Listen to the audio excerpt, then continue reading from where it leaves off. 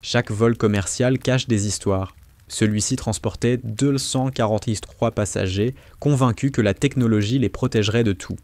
À bord, une femme silencieuse, dissimulée sous une couverture militaire élimée. Pour l'US Air Force, elle n'était plus qu'un dossier médical, réformé après une blessure irréversible. Mais à 37 000 pieds, quand les écrans s'éteignent et que le ciel se transforme en piège, un appel retentit. Y a-t-il un pilote militaire à bord ? Ce jour-là, le monde allait redécouvrir le nom de Shade Carter.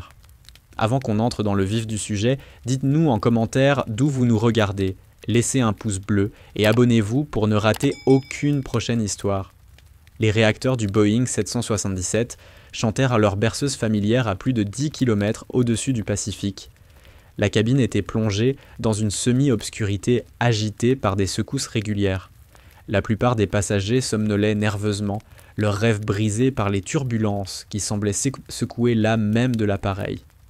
Au siège Wadi-8A, enveloppé dans une vieille couverture militaire qu'il avait suivie au cœur de 3 missions de combat, Major Loren Shade Carter dormait avec la sérénité acquise par ceux qui ont appris à voler entre 2 bombardements.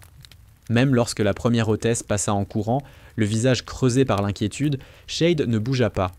Elle resta immobile alors que, près du galet, des murmures angoissés commençaient à s'élever, trahissant une panique mal contenue. Et quand la voix maîtrisée du commandant résonna dans les haut-parleurs, elle demeura, dans ce demi-sommeil, des gens épuisés jusqu'à la moelle. « Mesdames et messieurs, ici le commandant Parker. » Les mots traversèrent enfin la brume de son esprit, l'arrachant à des songes brûlants de sable et d'adrénaline métallique.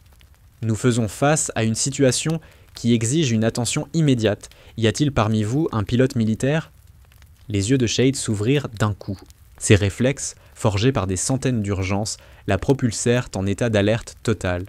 Autour d'elle, les passagers se tortillaient dans leurs sièges, échangeant des regards nerveux. Un homme en costume, assis en 8B, lui jeta un coup d'œil avant de l'ignorer aussitôt.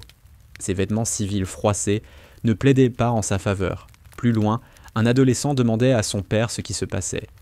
La voix du commandant reprit, plus pressante. « Je répète, tout pilote militaire expérimenté, faites-vous connaître immédiatement. » Shade détacha calmement sa ceinture et se leva. Son geste était souple, malgré des heures passées à sommeiller.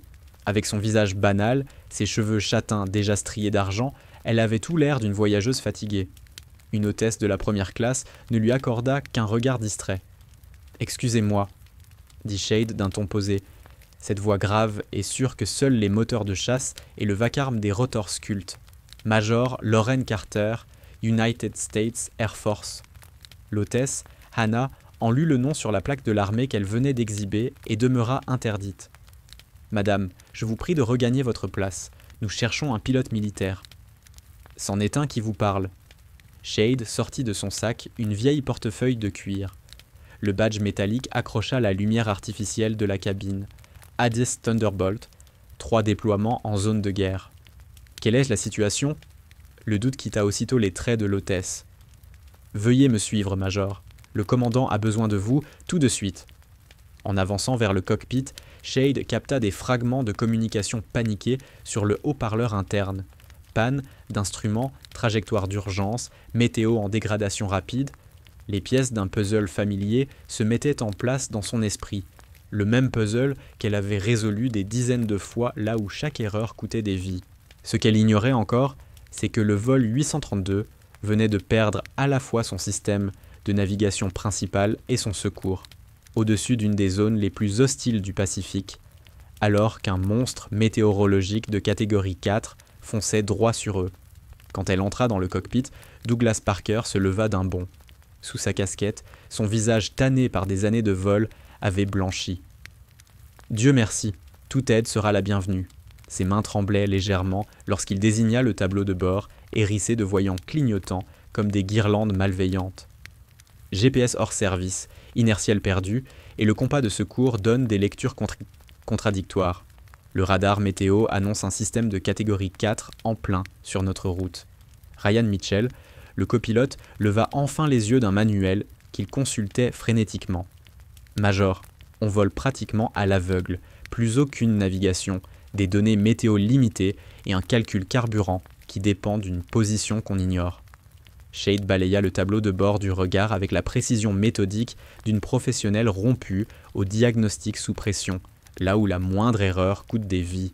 La situation était pire qu'il ne voulait l'avouer. Elle le lisait dans leurs micro-expressions, ces éclats de vérité qui percent même les façades les plus disciplinées. Depuis combien de temps les systèmes Zotum sont tombés ? Après un court silence, Parker répondit « 18 minutes. D'abord le GPS, puis un à un, tous les systèmes primaires. On maintient le cap sur notre dernière position connue, mais vous ignorez si ce cap vous mène vers la sécurité ou droit dans la gueule du cyclone. » acheva Shade. Elle connaissait ce scénario. Un autre avion, un autre océan, mais la même trahison. La technologie s'effondre toujours quand on en dépend le plus. Le grésillement sec du radio coupa ses pensées. Seattle Center à vol 832. Nous avons perdu votre transpondeur. Confirmé position et intention. L'ironie lui arracha presque un sourire. 3 ans. 3 longues années depuis cette explosion d'IED qui avait laissé dans sa main gauche une douleur fantôme et des tremblements chroniques. 3 ans qu'on lui répétait qu'elle ne revolerait jamais. Trop fragile, trop risquée, bonne tout au plus à tamponner des dossiers dans un bureau. Et la voilà, suspendue entre ciel et enfer, à 37 000 pieds, entourée de 200 âmes qui n'avaient aucune idée que leur vie ne tenait qu'à elle. Était-ce pour ça qu'elle avait survécu, pour cet instant précis, celui qu'elle attendait en silence à chaque nuit d'insomnie? Elle inspira profondément et s'adressa au commandant, sa voix ferme comme une lame. « Dites-moi tous. Carburant, liste des passagers, aéroport de déroutement possible, moyens de communication restants. Ensuite, il va falloir me faire confiance, parce que ce vol, on le ramènera au sol. » Le soulagement de Parker était palpable. Mais Shade lut autre chose dans ses yeux. Le doute. Elle connaissait ce regard. Elle l'avait croisé chez les chefs de piste sceptiques, chez les commandants qui pensaient qu'une femme menue ne pouvait pas dompter un avion de 130 millions sous le feu ennemi. La radio éclata à nouveau de voix affolées. Seattle Center signalait la perte de contact avec 3 autres avions dans la même zone. Un blackout massif ou une perturbation atmosphérique d'une ampleur inédite. Le vol 867 n'était pas seulement en difficulté. Il était pris dans une crise aéronautique qui s'amplifiait minute après minute. Au-dessus des milliers de milles océaniques, Shade posa ses paumes sur la console et ferma les yeux 3 secondes, son rituel avant chaque mission où la mort rôdait. Quand elle les rouvrit, le doute sur le visage de Parker s'était transformé en une étincelle d'espoir. Il connaissait ce regard, celui des pilotes qui affrontent l'impossible sans ciller. « Messieurs, » dit-elle en retroussant ses manches, révélant les cicatrices blanchies de son dernier combat. On s'y met. Les 4 heures à venir allaient éprouver tout ce qu'elle savait du vol, du commandement et de cette ligne fragile entre catastrophe et miracle. Ce qu'elle ignorait encore, c'est que ses choix à bord du vol 867 feraient vaciller des certitudes jusque dans les couloirs du Pentagone et forceraient l'Air Force à se demander comment elle avait pu laisser filer l'une de ses meilleures pilotes. Seattle Center, ici vol 867. Nous avons une pilote militaire à bord qui prend en charge la navigation, demande de priorité et vecteur direct vers l'aéroport utilisable le plus proche. La réponse claqua presque aussitôt. Vol 867, reçu. Assistance militaire confirmée. Attention, San Diego International signale des conditions extrêmes. Phoenix est en dessous des minima et Las Vegas subit des pannes similaires de navigation. Nous tentons de localiser votre position exacte, mais maintenez votre cap actuel jusqu'à nouvel ordre. Shade baissa les yeux vers l'écran radar. Des spirales de couleurs violentes s'entremêlaient, traçant une carte de chaos qui s'étendait sur toute leur route. Elle avait déjà traversé pire, des tempêtes de sable au Moyen-Orient qui avalèrent le jour, des moussons au-dessus des rocheuses lors d'exercices à très basse altitude, mais jamais avec 245 civils à l'arrière, suspendus à ses décisions depuis un simple strapontin. Elle se tourna vers Parker, son ton calme et implacable. « Capitaine, j'ai besoin d'évaluer votre expérience. Avez-vous déjà volé sans aide de navigation, uniquement aux instruments ?» Parker échangea un regard avec Mitchell avant d'avouer « Un peu, oui. J'ai volé 8 ans sur P3 Orion, dans la Navy avant d'entrer dans le civil. Ryan, lui, était Air Force, transport stratégique. Shade hocha la tête. Des pilotes de transport savent gérer la précision et la routine. Mais survivre quand tout lâche, c'est un autre jeu. Un jeu qu'on apprend dans le combat. Elle inspira et prit le ton qui ne souffre aucune contestation. Voici ce qu'on va faire. On revient 50 ans en arrière. Navigation estimée, astronomie si une trouée s'ouvre dans la couverture nuageuse, et la méthode la plus dangereuse que j'ai apprise, l'instinct éclairé. Calculé, mais risqué. Mitchell eut un sourire nerveux, presque. L'avion vibra soudain, happé par les franges du monstre météo. Et Shade sentit cette montée d'adrénaline familière, la même qu'il avait portée à travers 73 missions de combat. La différence ? Pas de missiles solaires, pas de chasseurs hostiles, juste la physique, les vents et l'implacable équation carburant contre distance restante. Mais, au fond, c'était la même chose. Des vies en jeu, la technologie en déroute et le salut suspendu à l'expérience, à l'instinct et à cette obstination féroce qui lui avait valu son surnom. Shade. Non pas parce qu'elle disparaissait, mais parce qu'elle surgissait là où personne ne l'attendait, dans l'ombre des pires scénarios. Aujourd'hui, à 37 000 pieds au-dessus du Pacifique, avec 249 âmes rivées à son jugement, le nom prenait tout son sens. Le radio crépita à nouveau. Vol 867, Seattle Center. Nous détectons plusieurs appareils à proximité avec les mêmes pertes de navigation. Le système s'intensifie, catégorie 5 confirmée, route d'évitement recommandée immédiatement. Shade attrapa le micro elle-même. Seattle Center, ici Major Carter, vol 867, traitez cela comme une urgence militaire. Nous avons besoin de tout support disponible. Nous poursuivons avec les protocoles de navigation d'urgence et vous communiquerons nos intentions dans un instant. Un silence tendu s'installa, puis la voix revint, déformée par des parasites. Vol 867, reçu. Pilote militaire à bord. Mais le radar reste très perturbé par la météo. Vous êtes quasiment livré à vous-même jusqu'à nouvel ordre. Les jointures de Parker blanchirent sur le manche, tandis que Mitchell griffonnait frénétiquement des calculs, tentant de faire correspondre la consommation carburant avec des distances probablement fausses.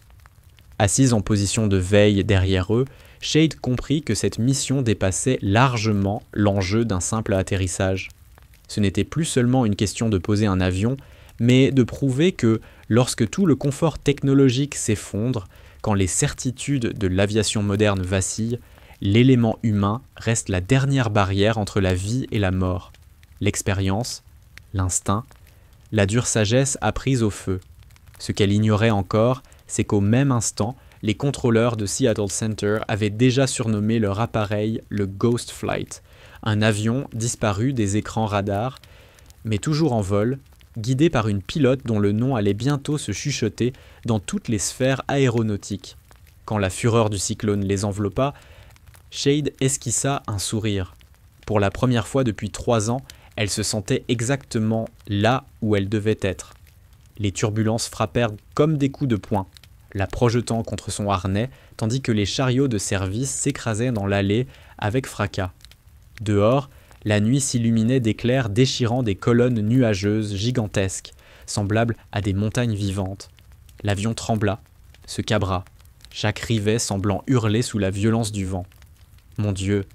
lâcha Mitchell en serrant les dents, luttant pour maintenir l'appareil dans un semblant de trajectoire, alors que des rafales le balançaient comme un vulgaire planeur de papier. Je n'ai jamais vu un enfer pareil. Shade ferma brièvement les yeux. Et soudain, elle y était à nouveau. Au-dessus des Rocheuses, lors d'une mission d'appui rapprochée, ramenant une A-10 à travers un orage que les météorologues avaient qualifié d'infranchissable. Elle avait survécu ce jour-là parce qu'elle avait compris une vérité simple. On ne combat pas la météo. On danse avec elle, on lit son rythme, on cherche les poches de stabilité au cœur du chaos. Sa voix trancha le tumulte comme une lame. « Capitaine, réduisez à 250 nœuds et descendez niveau 300. Vite, il faut passer sous la pire turbulence. » Parker hésita une fraction de seconde. La procédure standard. Monter pour éviter le système, jamais plonger dedans. Mais quelque chose dans le ton de Shade, cette certitude froide née d'un millier de décisions mortelles, le fit obéir. L'appareil s'inclina, entama la descente, et peu à peu, Les secousses perdirent un peu de leur férocité. Shade avait parié sur une constante. Ces monstres du Pacifique sont des titans en altitude, mais leurs entrailles sont plus fragmentées, leur vent perturbé par la surface. Un pari fondé sur l'expérience, pas sur un manuel météo. Et ça fonctionnait. « Comment saviez-vous ça ?»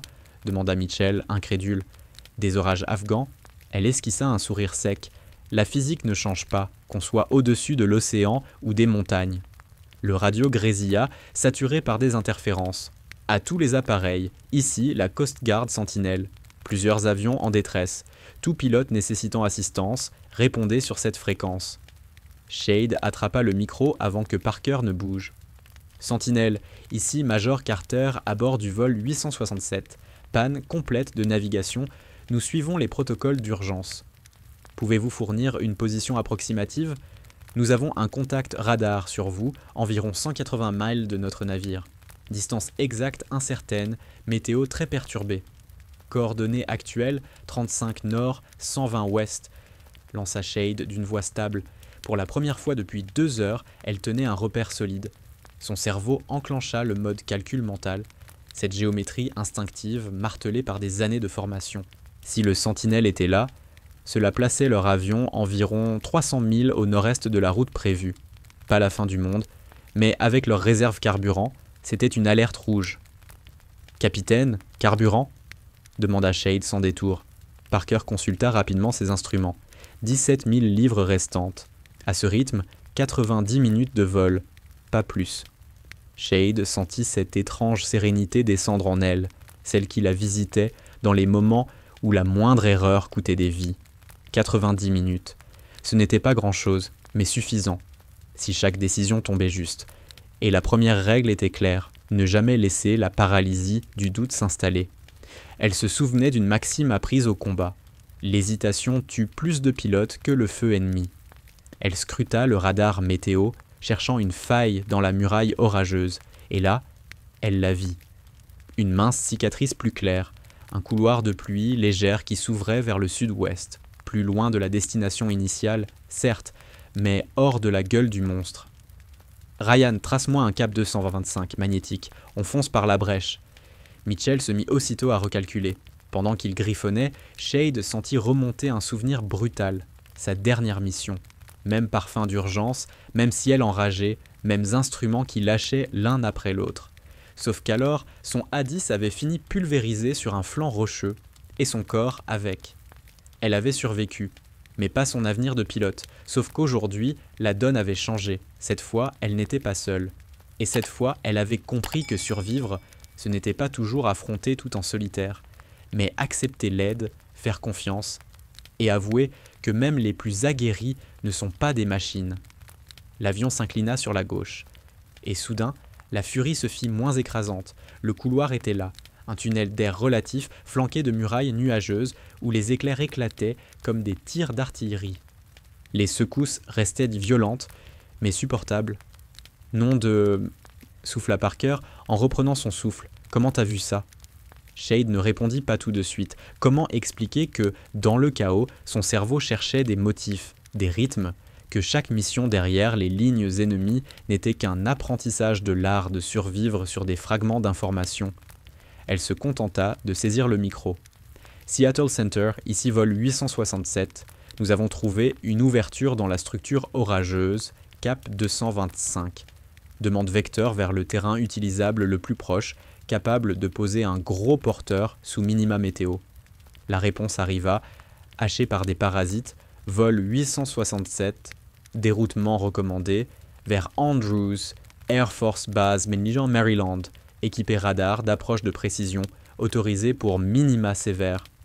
Un frisson la parcourut, et il n'avait rien à voir avec la climatisation. Andrews, la base où tout avait commencé. Sa première affectation, fraîche sortie de l'école de chasse, persuadée de conquérir le monde. C'était aussi là qu'elle avait rencontré le colonel Robert Steele Johnson, celui qui l'avait baptisé Shade après une manœuvre nocturne si parfaite qu'elle avait laissé des vétérans perplexes. Et voilà qu'on l'y renvoyait, ironie mordante. La pilote jugée inapte par l'Air Force allait sauver 240 vies en se posant sur le tarmac même qui avait vu naître sa carrière. « Andrews AFB reçu », répondit Shade. Prévenez les opérations de la base. Nous avons à bord une ancienne pilote de l'US Air Force assurant la navigation d'urgence. » Ce qu'elle ne précisa pas, c'est que le colonel Robert Steele Johnson se trouvait actuellement là-bas, en poste comme adjoint au commandement de l'Air Mobility Command. Le même homme qui, 3 ans plus tôt, avait signé sa mise à la retraite médicale. Le même qui lui avait dit, les yeux dans les yeux, que ses douleurs chroniques et ses tremblements faisaient d'elle une menace en vol, malgré son palmarès de mission et son sang-froid légendaire sous pression. Dans 40 minutes, elle allait soit lui donner raison, soit le faire mentir de la manière la plus spectaculaire qui soit. Il n'y aurait pas de juste milieu. Dehors, le cauchemar s'effilochait. Les strates d'orage cédaient par endroits, révélant des taches de ciel clair comme des îles perdues dans un océan de nuages. Pour la première fois depuis le début de la crise, Shade s'autorisa une pensée dangereuse. On va y arriver. Mais elle connaissait la règle non écrite du combat. Le moment où tu te crois en sécurité est celui où tout bascule. Sa main glissa instinctivement vers son poignet gauche, là où une cicatrice pâle rappelait la blessure qui avait déchiré ses tendons et brisé sa carrière. Les tremblements qui l'avaient condamné étaient absents pour l'instant, mais elle savait qu'ils pouvaient revenir dès que la pression atteindrait son sommet. Ironie cruelle, le mal qui l'avait cloué au sol pourrait resurgir au moment précis où ses mains devraient être les plus stables. Elle y avait pensé pendant 3 ans. 3 ans à se demander si le verdict médical de l'Air Force avait été juste. Dans moins d'1 heure, elle aurait la réponse. Et en la cherchant, elle comprenait que ce vol n'était pas qu'une histoire de météo et de navigation. C'était une question de rédemption. Une seconde chance. Une preuve que même brisée, on pouvait encore porter des vies entre ses mains. Derrière elle, 243 passagers s'accrochaient à l'espoir, certains somnolents, d'autres fixant l'obscurité par les hublots, ignorant qu'ils dépendaient d'une femme que l'institution avait rejetée comme une pièce défectueuse. Le radio crépita. Vol 867, nous vous avons sur radar, distance 180 000 à sud-est. Météo actuelle, plafond 200 pieds, visibilité 1 demi-mille sous pluie verglaçante, minima 20 et 34. Êtes-vous capable d'accepter une approche de précision ? Piste 5, précisa le contrôleur. Shade échangea un regard avec Parker et Mitchell. Elle lut ce qu'elle redoutait. Le doute. Poser un avion de ligne par un temps pareil testait les meilleurs, et ils allaient le tenter avec des systèmes de navigation mutilés et une équipe qui n'avait jamais volé ensemble. Elle appuya sur le micro. Vol 867, nous acceptons l'approche de précision piste 5. Besoin de guidage radar complet pendant toute la procédure.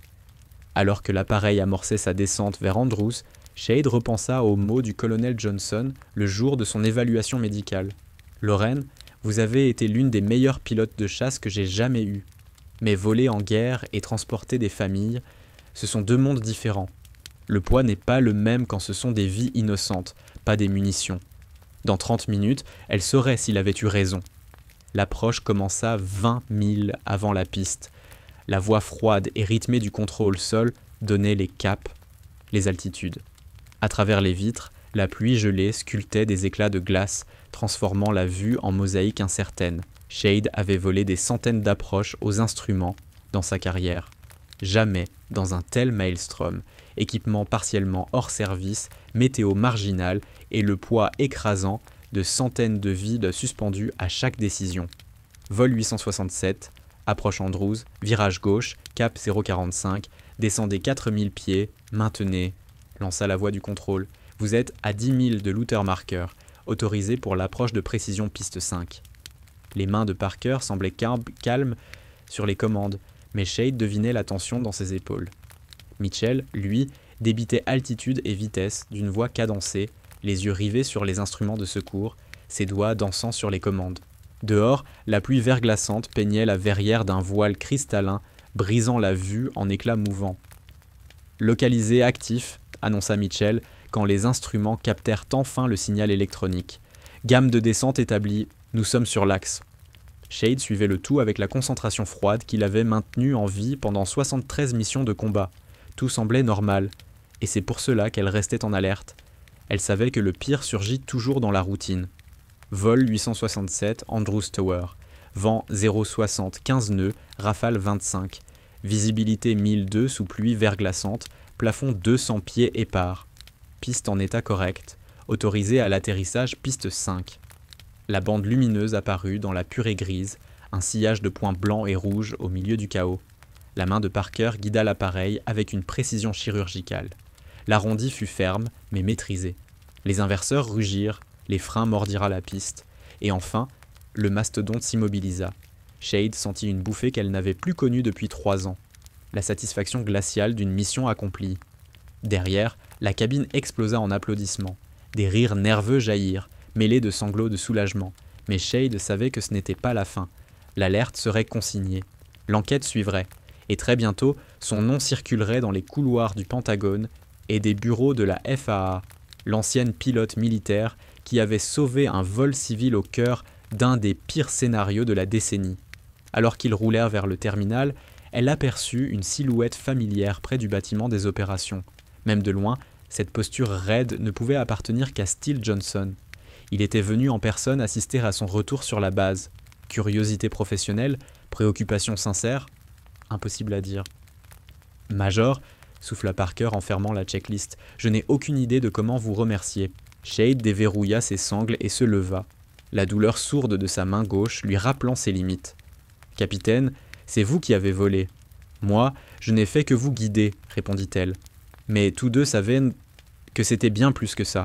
Diriger, ce n'est pas avoir le meilleur avion ou la dernière technologie. C'est trancher sous pression, assumer le poids des choix, inspirer la confiance quand tout s'écroule. Lorsque les passagers commencèrent à défiler, beaucoup s'arrêtèrent pour lui serrer la main, glissant des merci à voix basse. Un homme en costume, celui qui l'avait ignoré au début, la regarda cette fois avec une expression proche. De la crainte. Une mère, 2 enfants serrés contre elle, tendit à Shade un papier plié. Dessiné à grands traits maladroits, un avion coloré et, en lettres tremblées, « Merci de nous avoir ramenés à la maison ». Shade glissa la feuille dans sa poche, inspira profondément et descendit la passerelle vers le gris métallique d'un après-midi à Washington où l'attendait Steele Johnson. « Salut Thunder », dit-elle doucement, ressuscitant son ancien indicatif pour la première fois en 3 ans. « Salut Shade », répondit-il, et dans sa voix vibrait un mélange inattendu, fierté et regret. « On doit parler. » Il la guida à travers les couloirs familiers du bâtiment Opération d'Andrews AFB, bordé de photos d'escadrons, de silhouettes de chasseurs et de tankers. Des décennies d'histoire aérienne tapissaient ces murs. Shade reconnut des visages, des frères d'armes, des instructeurs, des chefs qui avaient façonné sa vision de ce qu'était une aviatrice militaire. Ils s'assirent dans le bureau de Johnson, vaste, baigné d'une lumière froide, offrant une vue sur le tarmac où s'alignaient des C-17 Globemaster et des KC-35 prêts à décoller pour des missions aux 4 coins du monde. Cette scène réveilla en elle le souvenir des briefings matinaux, des checklists fiévreuses et de cette vibration unique qui précède un vol risqué. Johnson rompit le silence. La FAA parle déjà d'un des exemples les plus impressionnants de gestion de crise et de navigation d'urgence de ces 10 dernières années. La compagnie veut t'offrir un poste, et la moitié du Pentagone veut comprendre comment on a pu te laisser partir. Shade le scruta, traquant derrière son masque de général l'homme qui avait été mentor, père de substitution, et bourreau involontaire le jour où il avait signé la fin de sa carrière. Leur relation était un labyrinthe de respect, d'affection et de contraintes institutionnelles qu'aucune conversation ne pouvait démêler. Elle parla la première. « Tu as fait ce que tu devais faire, Thunder. » Elle força un sourire amer. Le conseil médical avait raison. Dans des conditions normales, je n'étais pas apte à voler. Johnson se pencha en avant, son regard d'acier planté dans le sien. Oui. Mais aujourd'hui, Shade, ce n'étaient pas des conditions normales, n'est-ce pas? Et pourtant, tu as prouvé quelque chose. L'expérience et le jugement peuvent compenser des limites physiques bien plus qu'on ne l'admet. Nos procédures médicales n'en tiennent pas compte. Cette phrase resta suspendue entre eux comme une fumée de bataille. Les normes médicales sont faites pour garantir la sécurité dans l'ordinaire, pas pour mesurer la capacité à dompter le chaos. Oui, ces tremblements et la douleur la rendaient vulnérable dans la routine. Mais dans le feu d'une crise où l'instinct et l'endurance mentale pèsent plus lourd que des réflexes parfaits, Shade demeurait l'une des meilleures pilotes qu'il ait jamais commandées. « Qu'est-ce que tu veux dire, Liam Steele ?» demanda-t-elle, la gorge serrée. « Je veux dire qu'on s'est peut-être trompé, pas sur ton état. Il est réel, mais sur ce qu'il signifiait pour ta valeur dans l'aviation militaire. » Une vague la submergea. Colère contre un système qu'il avait rejeté malgré ses preuves, soulagement qu'enfin quelqu'un ose dire ce qu'elle espérait sans y croire. Et derrière tout ça, une fragile lueur, celle d'une possibilité. Elle souffla. L'Air Force n'a pas de protocole pour annuler une mise à la retraite médicale. Même si on voulait me reprendre, la bureaucratie bloquerait tout. Pour la première fois depuis le début de cet entretien, Steele Johnson esquissa un sourire. Tu te trompes, Shade, l'Air Force prépare en silence de nouveaux programmes. Des cellules dédiées où d'anciens pilotes retraités pour raisons médicales pourraient reprendre du service. Pas aux commandes, mais dans des rôles spécialisés. Conseil, formation, coordination en cas d'urgence. Des postes où ton expérience compterait plus que tes constantes vitales. L'offre était séduisante, mais Shade avait appris à se méfier des promesses trop belles pour être vraies. Quel est le piège ? Le piège ? Tu devras revenir ici, à Andrews, accepter de travailler dans une structure militaire qui n'applaudit pas toujours la pensée hors cadre. Et surtout, admettre que tu ne seras plus jamais une pilote opérationnelle au sens classique. Ton rôle sera d'entraîner, de concevoir des procédures, de transmettre ton savoir, pas de prendre les commandes. Shade se leva et marcha jusqu'à la baie vitrée. Dehors, le tarmac miroitait sous une pluie glaciale. C'était là que tout avait commencé. Et, d'une certaine façon, là que tout s'était terminé. Cette proposition représentait une ouverture, un lien avec cet univers qu'elle aimait sans avoir à nier ses limites. Une chance de transformer ses cicatrices en enseignement pour ceux qui affronteraient demain des crises semblables. Mais cela voulait aussi dire accepter la vérité. Ses jours en première ligne étaient révolus. Les tremblements avaient empiré pendant la tension du vol. Sa main gauche brûlait, ses articulations tiraient comme avant un orage. Elle inspira profondément. « J'ai besoin de temps pour y réfléchir. » « Bien sûr. » Il marqua une pause, puis ajouta, d'une voix qui portait un poids d'histoire partagée. « Shade, ce que tu as fait aujourd'hui me rappelle pourquoi j'ai recommandé ton nom pour les missions les plus dangereuses. Tu as ce que personne n'enseigne en école, la capacité de voir des solutions quand tout le monde ne voit que des murs. » Elle ne répondit pas. Mais, en quittant le bureau, elle savait déjà que quelque chose avait changé, en elle et dans la manière dont l'institution considérait ses vétérans abîmés. Ce vol ne resterait pas qu'une anecdote. Il serait disséqué, enseigné, intégré dans les modules de gestion de crise. Il deviendrait un cas d'école pour prouver qu'un pilote n'est pas seulement une machine à paramètres médicaux. Plus encore, Shade avait retrouvé une vérité qu'elle croyait morte, sa valeur. 3 ans à croire le verdict froid d'un conseil médical. Inapte au vol. Aujourd'hui, elle avait prouvé que les pilotes les plus précieux sont parfois ceux que la guerre a brisés et que la volonté a reconstruits. Son indicatif avait changé de sens. Shade n'était pas une ombre, parce qu'elle disparaissait. Elle l'était parce que tous la croyaient hors jeu, jusqu'au jour où elle revenait là où personne ne l'attendait, quand l'impossible appelait son nom. Quand l'avion civil qui la ramènerait vers sa vie d'avant fut prêt, Shade prit sa décision. Elle reviendrait à Andrews. Elle accepterait l'offre de Johnson. Elle trouverait une façon de servir sans prétendre que ses blessures n'existaient pas. L'Air Force lui avait appris à voler. La guerre lui avait appris à survivre. Et ce jour-là, elle avait appris la leçon ultime. Survivre, c'est parfois accepter l'aide, reconnaître ses limites et inventer d'autres chemins pour continuer à servir au-delà du cockpit. 3 mois plus tard, Major Lauren Shade Carter franchissait les portes du nouveau centre de formation à la gestion de crise et aux urgences aériennes de l'US Air Force sur la base d'Andrews, prête à écrire un nouveau chapitre. Sa première mission fut de concevoir un programme baptisé « Facteurs humains » en cas de défaillance critique. Un cursus destiné à préparer les pilotes au scénario où la technologie abdique et où seule l'expérience devient le véritable système de navigation.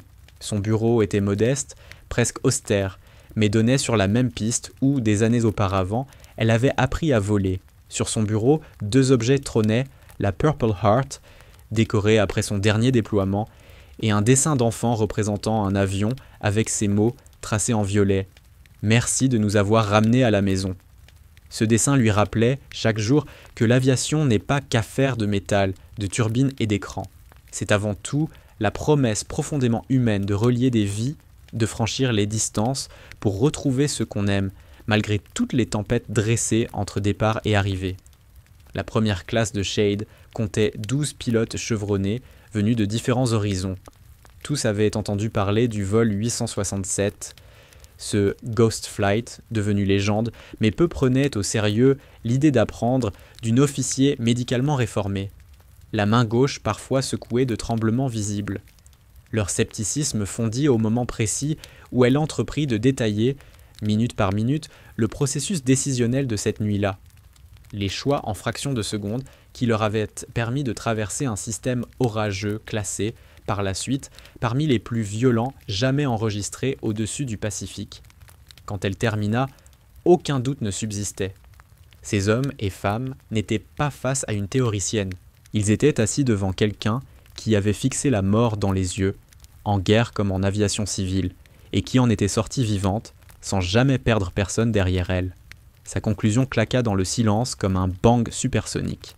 La plus grande leçon du vol 867 n'avait rien à voir avec la navigation ni avec la météo. Elle portait sur ce moment où tout ce que vous croyez maîtriser, vos checklists, vos systèmes, vos certitudes, s'effondrent, et où il ne reste plus que votre jugement et votre instinct. Un capitaine du 92nd Air Refueling Wing leva la main. « Major, et si votre instinct contredit la procédure ?» Shade eut un sourire qui disait tout. Elle revit sa décision de plonger sous la cellule orageuse au lieu de la franchir, son choix de croire le signal d'un cutter des Coast Guards plutôt que les prévisions officielles, sa volonté d'accepter un ILS dans des conditions hors minima publiées. Capitaine, les procédures lui sont faites pour la norme, mais le jour où tout part en vrille, elles deviennent des lignes directrices, pas des absolus. Votre rôle n'est pas d'obéir aveuglément. C'est de comprendre les principes sous-jacents assez bien pour savoir quand leur application mécanique vous tuerait. Un silence lourd s'abattit dans la salle. Ces pilotes aguerris, certains bardés de décorations de combat, réalisaient qu'ils n'avaient peut-être jamais été forcés de pousser leurs limites intellectuelles aussi loin. Les mois suivants, le programme Ghost devint l'un des cours avancés les plus prisés du Air Mobility Command. Ceux qui en sortaient affirmaient se sentir mieux armés pour affronter l'impensable. Plus important encore, ils avaient acquis une conscience aiguisée des facteurs humains, ces variables invisibles qui font basculer une mission. Quand la technologie cesse d'être un refuge, il ne reste que l'humain. Ce succès attira bientôt des généraux dans les salles de briefing, puis des délégations civiles en quête d'expertise. Enfin, Shade reçut une convocation inattendue, témoignée devant le Congrès, pour expliquer comment et pourquoi l'Air Force avait choisi de réintégrer ses vétérans blessés dans des rôles où leur expérience sauvait des vies. Mais le moment qui toucha Shade plus que tout survint 6 mois après le début de son enseignement. Un équipage de C-17 Globemaster déclara que son programme avait sauvé leur vie après une série de pannes critiques au-dessus des montagnes d'Afghanistan. La pilote, Major Rebecca Santos, avait appliqué les techniques de navigation issues du cours de Shade pour ramener l'appareil en sécurité après la perte simultanée du GPS et du système de navigation inertiel. On a appelé ça, dit faire un Shade, expliqua Santos lors du débriefing. Voler à l'instinct, s'appuyer sur l'expérience quand tout le reste s'effondre. L'expression fit le tour du Air Mobility Command, puis se propagea aux autres branches. Rapidement, tirer un Shade devint un terme de jargon dans l'aviation militaire, synonyme d'une maîtrise absolue en situation de crise, obtenue par le jugement, la technique et la détermination, plutôt que par la dépendance à la technologie et aux procédures standardisées. Shade en entendit parler par les canaux informels qui irriguaient la communauté aéronautique mondiale, mais elle n'en comprit la pleine portée que lorsque Steele Johnson la convoqua pour son entretien d'évaluation trimestriel. Il désigna un tas épais de lettres sur son bureau. « Tu sais ce que tu as accompli ?» Elle haussa les épaules. « J'ai appris à des pilotes à réfléchir quand les systèmes les lâchent, à comprendre que l'expérience pèse plus que le silicone, que le jugement humain peut combler les failles d'un cockpit noir, que parfois les leçons les plus précieuses viennent de ceux qu'on a brisés et reconstruits. Johnson tira alors un dossier frappé d'un classified rouge et le posa entre eux. Plus l'Air Force a suivi les équipages qui sont passés par ton programme. Dans toutes les métriques, ils écrasent les autres. Taux de succès des missions, réaction en urgence, survie en conditions extrêmes. Il ouvrit le dossier. Graphiques, statistiques, rapports. Les chiffres parlaient d'eux-mêmes. La sécurité et l'efficacité opérationnelle explosaient là où ces méthodes étaient enseignées. Mais plus que les chiffres, il y avait ces témoignages, des mots bruts griffonnés par des hommes et des femmes qui savaient qu'ils devaient leur vie à ce qu'ils avaient appris dans une petite salle de cours, auprès d'une ancienne pilote qu'on avait jadis jugée finie. Johnson releva les yeux, son regard d'acier adouci par une nuance rare. « Le Chief of Staff veut te voir, il veut comprendre comment on peut étendre ce que tu as créé. Shade, tu n'as pas seulement sauvé un avion, tu viens peut-être de changer la doctrine entière de l'US Air Force.